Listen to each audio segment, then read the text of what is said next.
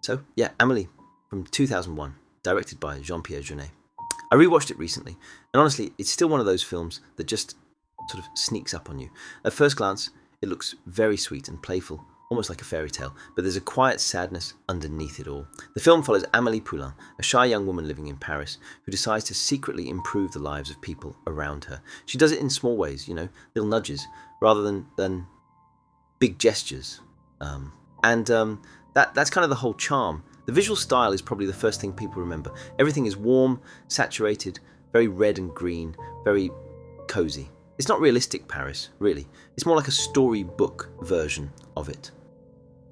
Some people find that fake, but I think that's the point. The film isn't trying to be real life. It's trying to be how life feels when you're stuck inside your own head a bit too much. Audrey Tautou as Amélie is brilliant, even though she barely says what she's actually feeling most of the time. A lot of her acting is just eyes, tiny smiles, awkward pauses. She feels like someone who watches the world more than she participates in it. And that's very relatable, I think, especially if you're the quiet type. One of the most iconic scenes is the girl with the spoon cracking the sugar on top of creme brulee.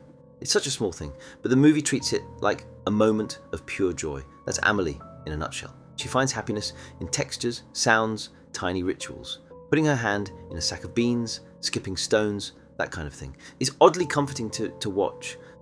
The narration is also important. It's very direct, almost like someone reading a story to you. For text-to-speech, this style actually works really well, because the film itself already feels narrated, already feels spoken out loud. There are moments where it jumps quickly from one thought to another, which might sound messy, but again, that feels intentional. The music by Jan Tiersen is a massive part of why the film works. The accordion themes are instantly recognizable.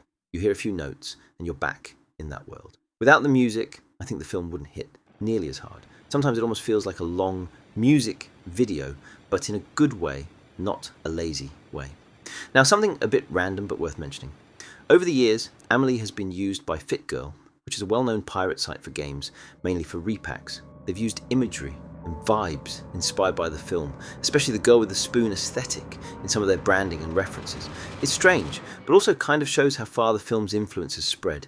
Even outside cinema, it pops up in places you wouldn't expect. Not saying that's good or bad, just interesting really. Story-wise, the film is simple, maybe too simple for some people.